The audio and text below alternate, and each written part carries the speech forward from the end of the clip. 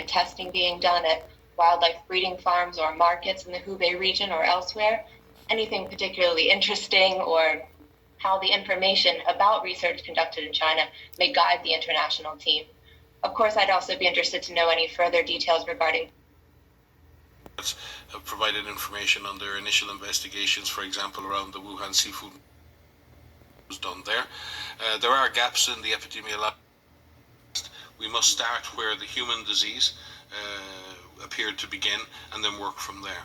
And a lot of the work was around the initial designs of those studies, what types of studies would need to be carried out, what kinds of data would need to be collected. In knowing that and in getting a better understanding of that, and remember, studies and a lot of surveillance has been done by Chinese colleagues, a lot of excellent scientific work has been done. But these specific retrospective studies require a very in-depth approach, a very detailed approach to understanding those first cases. On the basis of that understanding, we can then move on to phase 2 studies, which would allow us then to explore in a much more precise way potential animal sources for the disease.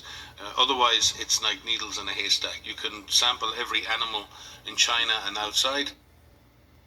A trick is to go to the human clusters that occurred first, and then to work your way back systematically, looking for that first signal at which the animal-human species barrier was crossed.